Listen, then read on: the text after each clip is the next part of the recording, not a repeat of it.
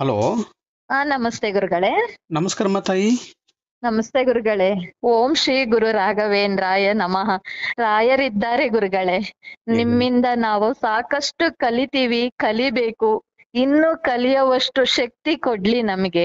ಆ ರಾಯರು ಯಾವಾಗ್ಲೂ ನಮ್ಮನ್ನ ಅವ್ರ ಸೇವೆ ಮಾಡಕ್ಕೆ ಅವಕಾಶ ಮಾಡಿಕೊಡ್ಲಿ ಗುರುಗಳೇ ನಮ್ಗೆ. ಓಕೆ ಅಮ್ಮ, ಹೇಳಿಮ್ಮ. ಮೊನ್ನೆ ತುಂಬಾ ಹತ್ಕೊಂಡು ಫೋನ್ ಮಾಡ್ತಾ ಇದ್ರಿ ನೀವು. ಗುರುಗಳೇ ಖುಷಿಯಿಂದ ಮಾತಾಡ್ತಾ ಇದ್ರಿ ಅಂದ್ರೆ ನನಗೆ ತುಂಬಾ ಖುಷಿ ಆಗ್ತಾ ಇದೆ. ಹೇಳಮ್ಮ. ಗುರುಗಳೇ, ಅವತ್ತು ನಮಗೆ ತುಂಬಾ ದುಃಖ ಆಯ್ತು. ಎಷ್ಟೋ ಸರಿ ರಾಯರನ್ನ ಎಲ್ಲಾ ಕಡೆಯಿಂದನೂ ಸರ್ಚ್ ಮಾಡ್ತಾ ಇದ್ದೆ, ಯಾರ್ದು ನನಗೆ ಈ ತರ ಪೂಜೆ ಮಾಡಕ್ಕೆ ಸಿಗುತ್ತೆ ಅಂತ. ಇದಕ್ಕೂ ಮುಂಚೆ ನಾನು ಸೇವೆ ಮಾಡ್ಕೋಬೇಕು ರಾಯರ ಹತ್ರ ಅಂತ ಹೋಗಿ ರಾಘವೇಂದ್ರ ಮಠಕ್ಕೆ ನಾನು ಒಂದು 7 ವಾರ ಮಾಡ್ತೀನಿ ಅಂತ ಮುಕ್ಕೊಂಡಿದ್ದೆ. ಅದ್ರಲ್ಲಿ 5 ವಾರ ಮಾಡೋವಷ್ಟ್ರೊಳಗೆ ಒಂದು ತೊಂದ್ರೆ ಆಗೋಯ್ತು. ಅಲ್ಲಿಗೆ ಮುಂದೆ ನಾನು ಮುಂದುವರ್ಸಕ್ ಆಗ್ಲೇ ಇಲ್ಲ.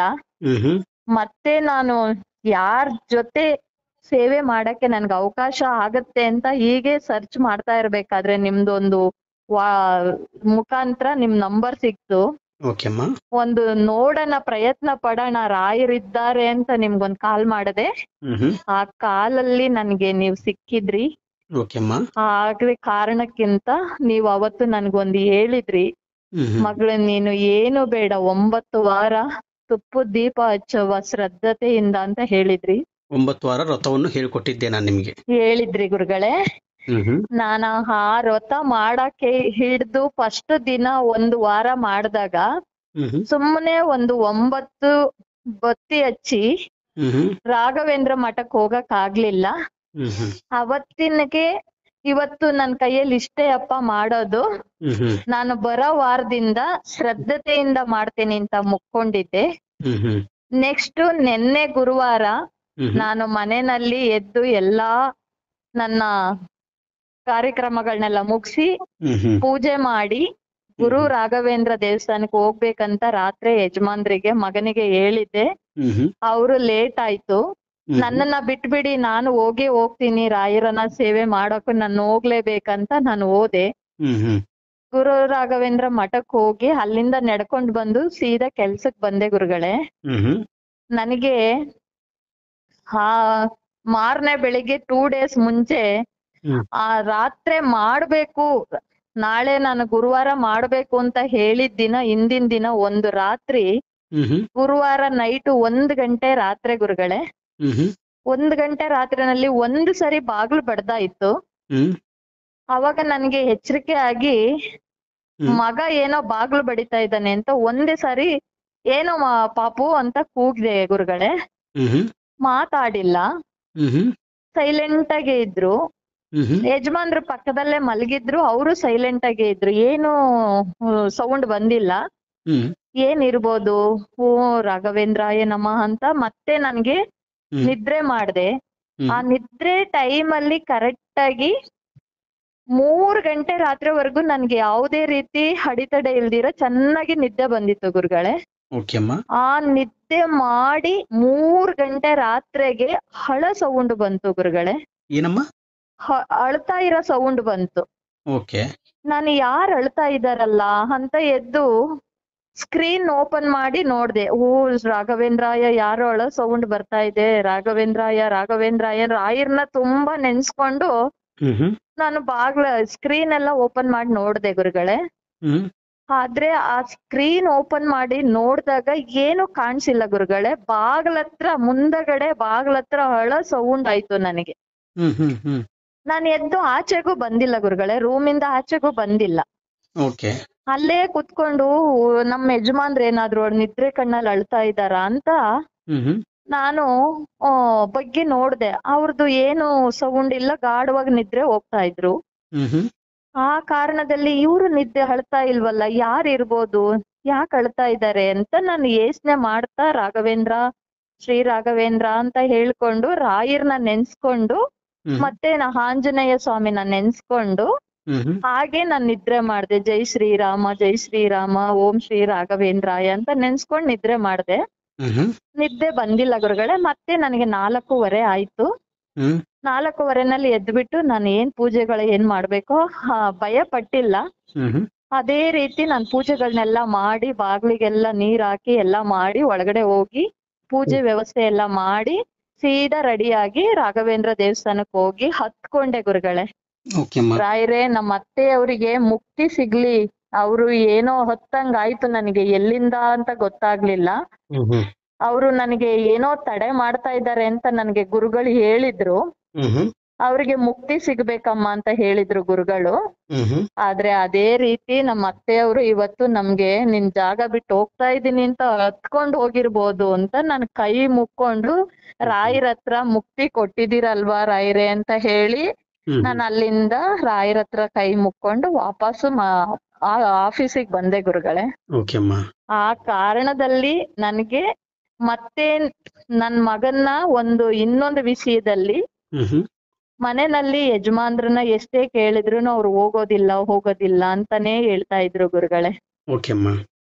ಅವ್ರು ಎಷ್ಟು ಬಂಧನ ಮಾಡಿದ್ರು ಹೋಗಿಲ್ಲ. ಅವತ್ತು ನಾವ್ ಎಷ್ಟೋ ಹಿಂಸೆ ಮಾಡಿ ಇಲ್ಲ ಇವತ್ ನೀವ್ ಹೋಗಿ ಡಿಸೈಡ್ ಆಗೇ ಬರ್ಬೇಕಂತ ಕಳ್ಸಿದ್ವಿ. ಹ್ಮ್ ನಾನು ಇನ್ನೂ ಒಂದು ವಿಷಯ ಹೇಳದೆ ಮರ್ತೆ ಗುರುಗಳೇ. ಹ್ಮ್ ಹ್ಮ್ ನಾನು ಲಾಮನೇಕನ ಬರಿಬೇಕಂತ ನನಗೆ ಇತ್ತು. ಹ್ಮ್ ಹ್ಮ್ ನಾನು ಅದನ್ನ ಯಾರ್ದೋ ಕಾಂಟ್ಯಾಕ್ಟ್ ನಂಬರ್ನ ತಗೊಂಡು ವಾಟ್ಸಪ್ ಅಲ್ಲಿ ಲಾಮನೇಕನ ಬುಕ್ ತರ್ಸ್ಕೊಂಡು ಬರಿತಾ ಇದ್ದೀನಿ ಗುರುಗಳೇ. ಒಳ್ಳೇದಮ್ಮ. ಇನ್ನು ಮುಕ್ಕಾಲ್ ಭಾಗ ಬರ್ದಿದ್ದೀನಿ ಒಂದು ಬುಕ್ಸ್ ಅಲ್ಲಿ. ಹ್ಮ್ ಹ್ಮ್ ಆ ಬುಕ್ ಅಲ್ಲಿ ನಾನು ಬರೀತಾ ಯಾವಾಗ್ಲೂ ನನ್ ಗಂಡನಿಗೆ ಯಾರು ಮೋಸವಾಗಿ ದುಡ್ಡಿಸ್ಕೊಂಡಿದಾರೋ ಹ್ಮ್ ಹ್ಮ್ ಅವ್ರು ರಿಟರ್ನ್ ಕೊಡ್ಲಿ ಅಂತ ಬರ್ದಿದ್ದೆ. ಆದ್ರೆ ಅವ್ರನ್ನ ನೆನ್ನೆ ಹೋಗಿ ಫುಲ್ಲು ಕ್ಲಿಯರ್ ಆಗಿ ಹ್ಮ್ ಮಾತಾಡಿ ನನ್ ಮಗ ಹ್ಮ್ ಹೋಗ್ಬೇಕಾದ್ರೆ ಆ ಮುತ್ತಿಗೆ ಪ್ರಸಾದ ಮಂತ್ರಾಕ್ಷತೆಗಳನ್ನ ನಾನು ಕೊಟ್ಟು ಕಳಿಸಿದ್ದೆ ಗುರುಗಳೇ ನನ್ ಮಗನ್ ಜೊತೆ. ಹ್ಮ್ ಹ್ಮ್ ಇಲ್ಲಿಗೆ ಇವತ್ತಿಗೆ ಎಲ್ಲ ಕ್ಲಿಯರ್ ಮಾಡ್ಕೊಂಡ್ ಬಂದ್ಬಿಡು ಮಗನೇ ನಿಮ್ ಅಪ್ಪಂದು ಅಂತ. ಹ್ಮ್ ಹ್ಮ್ ಆ ಮುತ್ತಿಗೆ ಪ್ರಸಾದ ಮಂತ್ರಾಕ್ಷತೆ ಎರಡನ್ನೂ ಜೊತೆನಲ್ಲಿ ಕಳಿಸಿದ್ದಕ್ಕೆ ಹ್ಮ್ ಹ್ಮ್ ನಮಗೇನು ಕೊಟ್ಟಿಲ್ಲ, ನಾನು ಕೊಟ್ಟಿರೋ ದುಡ್ಡನ್ನ ವಾಪಸ್ ಕೊಡೋದಿಲ್ಲ, ಹ್ಮ್ ಹ್ಮ್ ಇಲ್ಲಿಗೆ ಕ್ಲಿಯರ್, ಇನ್ಯಾವತ್ತೂನು ಈ ಕಡೆ ನೀವು ತಲೆ ಹಾಕ್ಬೇಡಿ ಅಂತ ಹ್ಮ್ ಕಂಡೀಷನ್ ಆಗಿ ಹೇಳಿ ನನ್ ಮಗ ನನ್ ದುಡ್ಡು ಹೋದ್ರೂ ಚಿಂತೆ ಇಲ್ಲ, ನಾನು ಆ ಸಾಲ ಮಾಡಿದಾರೆ, ನಮ್ ತಂದೆ ಸಿಕ್ಕಾಕೋಬಾರ್ದಾಗಿತ್ತು ಆಗಿದ್ದಾರೆ, ಹ್ಮ್ ಹ್ಮ್ ಆ ಸಾಲನ ನಾನ್ ತೀರ್ಸ್ಕೊಂತೀನಿ, ಆ ದುಡ್ಡು ನೀನ್ ನನಗ್ ಕೊಡೋದೇ ಬೇಡ, ನನ್ ತಂದೆನ ಬಿಟ್ರೆ ಸಾಕು ಇಲ್ಲಿಗೆ ಅಂತ ಹೇಳಿ ನನ್ ತಂದೆನ ಕರ್ಕೊಂಡ್ ಹೋಗ್ತೀನಿ, ಇನ್ಯಾವತ್ತೂ ಫೋನ್ ಮಾಡ್ಬೇಡಿ ನೀವು ಅಂತ ಹ್ಮ್ ಮೋಸ ಆದ್ರೂ ಪರವಾಗಿಲ್ಲ ಅಂತ ಕರ್ಕೊಂಡು ಮನೆಗ್ ಬಂದ್ರು ಗುರುಗಳೇ. ಓಕೆ ಅಮ್ಮ. ಮನೆಗ್ ಬಂದ ತಕ್ಷಣನೇ ರಾಯರ್ನ ಹತ್ರ ನಾನು ಕೂತ್ಕೊಂಡು ನಿಮ್ಮನ್ನ ಅವರು ಆ ಕಡೆ ಹೋಗಿದ್ರಲ್ಲ ಗುರುಗಳೇ ಮಾತಾಡಕ್ಕೆ, ಹ್ಮ್ ನಾನ್ ತುಂಬಾ ರಾಯರ್ ಹತ್ರ ಮಂತ್ರಾಕ್ಷತೆ ಹಿಡ್ಕೊಂಡು ನಿಮ್ಮನ್ನ ಕೇಳ್ಕೊಂತಾ ಇದ್ದೆ. ಹ್ಮ್ ನಿಮ್ದೊಂದ್ ಮೆಸೇಜ್ ಬರ್ಲಿ, ಇಲ್ಲಿಗೆ ಎಲ್ಲಾ ಕ್ಲಿಯರ್ ಆಗ್ಲಿ, ನಿಮ್ದೊಂದು ರಾಯರೇ ಗುರುಗಳಿಂದ ನನ್ಗೆ ಯಾವ್ದಾದ್ರು ಒಂದ್ ಮೆಸೇಜ್ ಬಂದಿದೆ ಅಂದ ತಕ್ಷಣನೇ ನನ್ಗೆ ಇಲ್ಲಿ ಎಲ್ಲಾ ಮುಗ್ದೋಯ್ತು ಅವ್ರದ್ದು, ಇನ್ಯಾವತ್ತೂನು ಅವ್ರು ನಮ್ಮನ್ನ ಬಿಟ್ಟು ದೂರ ಹೋಗಲ್ಲ, ಯಾವಾಗ್ಲೂ ನಮ್ ಜೊತೆ ಇನ್ಮೇಲೆ ಇರ್ತಾರೆ ಅಂತ ಕೇಳ್ಕೊಂತಾ ಇದ್ದೆ ಗುರುಗಳೇ. ನೀವು 5 ಸೆಕೆಂಡ್ ಇರ್ಬೋದು, ಆವಾಗ ನನ್ಗೊಂದ್ ಮೆಸೇಜ್ ಬಂತು, ನನಗೆ ತುಂಬಾ ಸಂತೋಷ ಆಯ್ತು. ಆ ಮೆಸೇಜ್ ನೋಡ್ಬಿಟ್ಟು ಗುರುಗಳಿದ್ದಾರೆ ಅಂತ ಹೇಳ್ಬಿಟ್ಟು ಹೋದೆ. ರಾಯರು ನನ್ ನೆನ್ಸ್ಕೊಂಡು ನನ್ ಮಗ ಮತ್ತೆ ಫೋನ್ ಮಾಡಿ ಹೇಳಿದ್ರು ಗುರುಗಳೇ, ಅಮ್ಮ ಇಲ್ಲಿಗೆಲ್ಲ ಕ್ಲಿಯರ್ ಆಯ್ತು, ಯಾವುದೇ ರೀತಿ ತೊಂದ್ರೆ ಇಲ್ಲ, ಇನ್ಮೇಲೆ ಯಾವುದೇ ರೀತಿ ಅಪ್ಪನ್ನ ಏನು ಕ್ವಶನ್ ಮಾಡ್ಬೇಡಿ ನೀವು, ನಾನ್ ಮಾತಾಡ್ಕೊಂಡ್ ಬಂದಿದ್ದೀನಿ ಅಂತ. ಆಯ್ತಪ್ಪ ಅಂತ ಹೇಳಿ ಬಿಟ್ಟೆ ಗುರುಗಳೇ. ಎಷ್ಟು ವಾರ ಆಯ್ತಮ್ಮ? ನಾನು ಎಷ್ಟು ವಾರದ ವ್ರತ ಕೊಟ್ಟಿದ್ದೀನಿ ಗುರುಗಳೇ? ಇನ್ನ 2 ವಾರ ಗುರುಗಳೇ. ಫಸ್ಟ್ನೇ ವಾರ ಸುಮ್ಮನೆ ಹಾಗೆ 9 ಬತ್ತಿ ಹೆಚ್ಚಿದ್ದೆ. ಓಹೋ, 2ನೇ ವಾರದಲ್ಲಿ ಅನುಗ್ರಹ ಆಗಿತ್ತು. ಫಸ್ಟ್ನೇ ವಾರ ನಾನು ಹೋಗಿ ರಾಯರ್ನ ಹತ್ಕೊಂಡು ಅವರ ಬೃಂದಾಲಯದಲ್ಲಿ ನಿಂತ್ಕೊಂಡು ಹತ್ಕೊಂಡು ಸೀದಾ ಆಫೀಸಿಗೆ ಬಂದಿದ್ದೆ. ಇವಾಗ ನನಗೆ ಇವತ್ತು ಕಂಪ್ಲೀಟ್ ಆಯ್ತಂತ ಇವತ್ತು ಕಾಲಭೈರವೇಶ್ವರನ್ ದೇವಸ್ಥಾನಕ್ಕೆ ಹೋಗಿ ಅವ್ರನ್ನು ಕರ್ಕೊಂಡೋಗಿ, ಇವತ್ತು ಅಷ್ಟಮಿ ಇದೆ, ಅಷ್ಟಮಿ ದಿನ ರಾವು ಕಾಲದಲ್ಲಿ ದೀಪ ಹಚ್ಚಿದ್ರೆ ಒಳ್ಳೇದು ಅಂತ ಹೇಳಿದರು ಯಾರೋ ಅವ್ರ ಫ್ರೆಂಡು. ಅದಕ್ಕೆ ಕರ್ಕೊಂಡೋಗಿ ಅವ್ರ ಕೈಯಲ್ಲಿ ಇವತ್ತು ದೀಪ ಹಚ್ಚಿಸ್ಬಿಟ್ಟು, ಅಪ್ಪ ತಂದೆ ಇವತ್ತು ನನ್ಗೆ ಈ ಎಲ್ಲಾ ಒಂದ್ ಕಡೆಯಿಂದ ಬಿಡುಗಡೆ ಆಗಿದೆ ತಂದೆ. ಇನ್ ಮುಂದೆ ನನ್ನನ್ನ ಕೈ ಹಿಡ್ದು ನಡೆಸ್ಕೊಂಡು ಹೋಗು, ನನ್ ರಾಘವೇಂದ್ರ ಇದಾರೆ, ನನ್ ಮನೆ ದೇವ್ರು ರಂಗನಾಥ ಸ್ವಾಮಿ ಗುರುಗಳೇ. ಯಾವಾಗ್ಲೂ ಸ್ಮರಣೆ ಆಂಜನೇಯ ರಾಯರ್ನ ಇನ್ ಮುಂದೆ ನಾನು ಯಾವತ್ತೂ ಮರೀದೀರ ಮಾಡ್ತಾನೆ ಇರ್ತೀನಿ ಗುರುಗಳೇ. ಅಲ್ಲಮ್ಮ ತಾಯಿ, ಅವತ್ತು ಎಷ್ಟು ಹೊತ್ಕೊಂಡು ಫೋನ್ ಮಾಡಿದ್ರಿ, ರಾಯರು ನಿಜವಾಗ್ಲೂ ಇದಾರ ಅಂತ ಕೇಳಿದ್ರಿ. ಇವತ್ತು ನೋಡಮ್ಮ 9 ವಾರ ವ್ರತವನ್ನು ಮಾಡಿ ಖಂಡಿತ ನಿಮ್ಗೆ ಅನುಗ್ರಹ ಮಾಡ್ತಾರ ಅಂತ ಹೇಳಿದ್ದಕ್ಕೆ 2ನೇ ವಾರದಲ್ಲಿ ಅನುಗ್ರಹ ಮಾಡಿದ್ರು. ಇವಾಗಾದ್ರೂ ರಾಯರ್ ಇದ್ದಾರಂತ ನಂಬ್ತೀರಾ ತಾಯಿ? ಇದ್ದಾರೆ, ರಾಯರ್ ಇದ್ದಾರೆ ಗುರುಗಳೇ. ರಾಯರು ನಮ್ಮ ಮುಂದೆ ನನ್ಗಿವಾಗ ನನ್ಗಿನ್ನೂ ಒಂದು ಖುಷಿ ವಿಷಯ ಏನಂದ್ರೆ, ರಾಯರೇ ನಾನ್ ಬರೋದಿಲ್ಲ, ನಾನಂತೂ ಫೋಟೋ ತಗೊಂಬರಕ್ಕೆ ನಮ್ಮ ಮನೇಲಿ ಒಪ್ಪೋದಿಲ್ಲ, ಯಾವಾಗ್ಲೂನು ಚಿಕನ್ ಮಾಡಿ ಮಟನ್ ಮಾಡಿ ಅಂತ ಇರ್ತಾರೆ. ನನಗೆ ನೀವು ಅನುಗ್ರಹ ಮಾಡ್ಬೇಕು, ರಾಯರ್ ಫೋಟೋ ನೀವೇ ನಮ್ ಮನೆಗ್ ಬರ್ಬೇಕಂತ ನಾನು ಕೈ ಮುಕ್ಕೊಂತ ಇದ್ದೆ. ಫಸ್ಟ್ ಮಾಡಿದ್ 7 ವಾರ ಕೈ ಮುಕ್ಕೊಂಡಾಗ, ಆದ್ರೆ ರಾಘವೇಂದ್ರ ಸ್ವಾಮಿ ಅವರು ರಾಯರು ನಮ್ಮ ಮನೆಗೆ ಹೇಗ್ ಬಂದ್ರು ಅಂದ್ರೆ ಗುರುಗಳೇ, ನವೆಂಬರ್ 1ನೇ ತಾರೀಕು ನನ್ ಮಗನ್ ಬರ್ತಡೇ ಇದೆ. ನನ್ ಮಗನ್ ಬರ್ತಡೇ ಮುಖಾಂತರ ನನ್ ಮಗ ರಾಯರು ನನ್ ಮನೆಗೆ ಒಂದ್ 12 ಗಂಟೆ 1 ಗಂಟೆ ಇರ್ಬೋದು ಗುರುಗಳೇ. ಅವತ್ತು ಬಂದಿದ್ದಾರೆ. ಅವತ್ತಿಂದನೇ ನನಗೆ ರಾಯರೇ ಬಂದಿದ್ದೀರಾ, ನನ್ ಕೈ ಹಿಡ್ದು ಕಾಪಾಡಕ್ ನೀವ್ ತುಂಬಾ ನನಗ್ ಸಂತೋಷ ಆಯ್ತು ಅಂತ ಹೇಳಿ ಅವತ್ತಿಂದ ಇವಾಗ ರಾಯರ್ ಫೋಟೋಕ್ಕೆ ದಿನ ನಾನು ಬೆಳೆದಿರೋ ತುಳಸಿ ದೇವರಿಗೆ ಇಡ್ತಾ ಬಂದಿದ್ದೀನಿ ಗುರುಗಳೇ.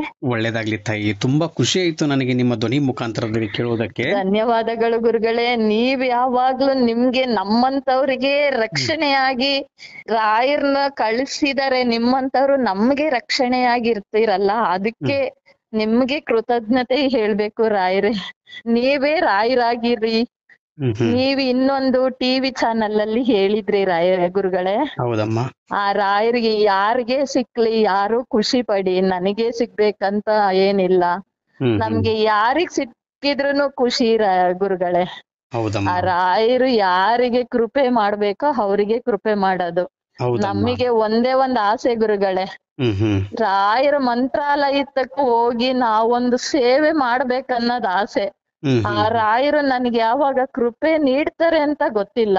ಆಗುತ್ತೆ ತಾಯಿ, ಅತಿ ಶೀಘ್ರದಲ್ಲೇ ಆಗುತ್ತೆ. ಅದು ಮುಖಾಂತರಲ್ಲಿ ಹೇಳ್ತಾ ಇದ್ದೀನಿ, ಅತಿ ಶೀಘ್ರದಲ್ಲೇ ನೀವು ಬೃಂದಾವನಕ್ಕೆ ಹೋಗಿ ಮಂತ್ರಾಲಯದಲ್ಲಿ ತುಂಗಭದ್ರಾ ನದಿಯಲ್ಲಿ ಸ್ನಾನ ಮಾಡ್ಕೊಂಡು ಹೋಗಿ 21 ಪ್ರದಕ್ಷಿಣೆ ಹಾಕಿ ಅಲ್ಲಿ ಪ್ರಸಾದವನ್ನು ಸ್ವೀಕರಿಸ್ಕೊಂಡು ಬಂದು ರಾಯರಲ್ಲಿ ಕೇಳ್ತೀರಾ, ತಂದೆ ನನ್ನ ಕಷ್ಟಗಳಿಗೆ ನೀವಿದ್ದೀರಾ ಅಂತ ಹೇಳ್ತೀರಾ ತಾಯಿ. ಆ ದಿನವನ್ನು ಬರುತ್ತೆ. ಸ್ವಲ್ಪ ತಾಳ್ಮೆಯಿಂದ ಇರಿ ತಾಯಿ. ಖಂಡಿತ ಗುರುಗಳೇ, ತಾಳ್ಮೆನ ಅವರೇ ಕಳ್ಸ್ಕೊಡ್ತಾ ಇದ್ದಾರೆ ಗುರುಗಳೇ. ಈಗಲ್ಲ, ನಾನು ತುಂಬಾನೇ ಯಾವಾಗ್ಲೂ ಬೇಜಾರು ಮಾಡ್ಕೊಳ್ತಾ ಇದ್ದೆ. ನನಗೆ ಎಷ್ಟೋ ಜನ ನೆಂಟಸ್ತಿದ್ದಾರೆ ಗುರುಗಳೇ, ಯಾರ್ಗುನು ಯಾರ ಹತ್ರನೂ ಕೈ ಚಾಚ್ದಿರ ಬದುಕೊಂಡ್ ಬಂದಿದೀನಿ. ಆದ್ರೆ ರಾಯರು ಏನು ಇಷ್ಟು ನನಗೆ ರಾಯರಲ್ಲಿ ನನಗೆ ಗೊತ್ತಿರ್ಲಿಲ್ಲ. ಇತ್ತೀಚೆಗೆ ನಾನು ರಾಯರ್ನ ನೋಡ್ತಾ ನೋಡ್ತಾ ನೋಡ್ತಾ ರಾಯರು ಇವಾಗ ನನಗೆ ಬಿಡುಗಡೆ ಮಾಡ್ಕೊಟ್ಟಿದ್ದಾರೆ. ರಾಯರ ಕೃಪೆ ನನ್ ಮೇಲೆ ಯಾವಾಗ್ಲೂ, ಅವರು ದೃಷ್ಟಿ ನನ್ ಮೇಲೆ ಇರ್ಲಿ ಗುರುಗಳೇ. ಇರುತ್ತೆ ತಾಯಿ, ಚಿಂತೆ ಮಾಡಬೇಡಿ. ರಾಯರ ಪಾದವನ್ನು ಹಿಡಿದಿದ್ದೀರಾ, ನೀವು ಮನುಷ್ಯರ ಪಾದ ಹಿಡಿದಿಲ್ಲ, ರಾಯರ ಪಾದ ಹಿಡಿದಿದ್ದೀರಾ. ಇನ್ನೂ ಹೆಚ್ಚಿನ ರೀತಿಯಾಗಿ ನಿಮ್ಗೆ ಅನುಗ್ರಹ ಮಾಡ್ಲಿ ಅಂತೆಂದು ರಾಯರ ಪಾದವನ್ನು ಹಿಡಿದು ನಾನು ಕೇಳುತ್ತೇನೆ ತಾಯಿ. ಖಂಡಿತ ನಿಮ್ಗೆ ಇನ್ನೂ ಒಳ್ಳೇದಾಗುತ್ತೆ ತಾಯಿ. ಓಕೆನಮ್ಮ? ನಿಮಗೆ ಇನ್ನೂ 100,000 ಕೋಟಿ ನಮಸ್ಕಾರಗಳು ಗುರುಗಳೇ. ರಾಯರ ಕೃಪೆಯಿಂದ ನೀವು ಆದಷ್ಟು ಎಷ್ಟೋ ಜನ ಮಕ್ಕಳ ಕಣ್ಣೀರ್ ಒರೆಸ್ತಾ ಇದ್ದೀರಾ. ನಿಮ್ಮಂತವ್ರು ಇನ್ನೂ ಅಷ್ಟು ಜನ ಹುಟ್ಕೊಳ್ಳಿ ಅಂತ ನಾನಂತೂ ತುಂಬಾ ಖುಷಿ ಪಡ್ತೀನಿ ಗುರುಗಳೇ. ರಾಯರು ಯಾವಾಗ್ಲೂ ನಮ್ ಜೊತೆ ಇರ್ತಾರೆ. ಆ ರಾಯರು ನನ್ನನ್ನ ಯಾವಾಗ್ಲೂನು ನನ್ ಮಗನ್ ಮದ್ವೆನಲ್ಲಿ ಕೈ ಹಿಡ್ದು ನಡೆಸ್ಲಿ ಅಂತ ಕೇಳ್ಕೊಂತೀನಿ ಗುರುಗಳೇ. ತಮ್ಮ ಖಂಡಿತ ಅತಿ ಶೀಘ್ರದಲ್ಲಿ ಆಗುತ್ತೆ. ನಿಮ್ಮ ಮಗನ ಮದುವೆ ವಿಚಾರದಲ್ಲಿ ನನ್ನ ಮಗ ಫೋನ್ ಮುಖಾಂತರದಲ್ಲಿ ತಿಳಿಸ್ತೀರಾ ನೀವು? ಖಂಡಿತ ಗುರುಗಳೇ, ಖಂಡಿತ ತಿಳಿಸ್ತೀನಿ ಗುರುಗಳೇ. ಆಯ್ತು, ಇವಾಗ ನಿಮ್ದು 2ನೇ ವಾರದಲ್ಲಿ ನಿಮ್ದು ಸಂಪೂರ್ಣವಾಗಿ ಕ್ಲಿಯರ್ ಆಗಿದೆ ಅಲ್ಲಮ್ಮ? ಇವಾಗ ಎರಡು ನನಗೆ 2 ಸಕ್ಸಸ್ ಆಗಿದೆ ಗುರುಗಳೇ. ಆಯ್ತಮ್ಮ ತಾಯಿ, ತುಂಬಾ ಖುಷಿ ಆಯ್ತು ಆ ಸಕ್ಸಸ್ ಆಗಿದೆ ಅಂತಂದು ನಿಮ್ಮ ಧ್ವನಿ ಮುಖಾಂತರದಲ್ಲಿ ನಮ್ಗೆ ಹೇಳ್ತಾ ಇದ್ದೀರಲ್ವಾ. ಇನ್ನು ಹೆಚ್ಚಿನ ರೀತಿಯಾಗಿ ಅದೇ ಮುಖಾಂತರದಲ್ಲಿ ಇನ್ನೂ ಪೂಜೆ ಮಾಡ್ತಾ ಇರಿ. ಕೆಲಸ ಆಯ್ತು ಅಂತಂದು 9 ನಿಲ್ಲಿಸಬೇಡಿ ನೀವು, ಇನ್ನೂ ನಿಮ್ ಉಸಿರಿರೋ ಇಲ್ಲ ಗುರುಗಳೇ, ನನ್ ಜೀವ ಇರೋವರ್ಗುನು ಮಾಡ್ಬೇಕಂತ ನಾನು ಇವಾಗ ನಿರ್ಧಾರ ಮಾಡ್ಕೊಂಡಿದೀನಿ ಗುರುಗಳೇ. ನನ್ ಜೀವ ಇರೋವರ್ಗು ರಾಯರನ್ನು ಸೇವೆ ಮಾಡ್ತಾನೆ ಇರ್ತೀನಿ. ಯಾರ್ ಬೇಕು ಅಂದ್ರೂನು ಮಾಡ್ತೀನಿ, ಯಾರ್ ಬೇಡ ಅಂದ್ರೂನು ಮಾಡ್ತೀನಿ.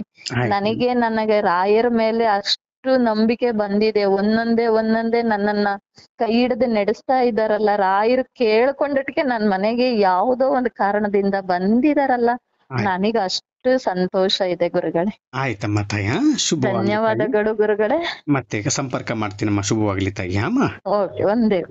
ಓಕೆ ಅಮ್ಮ.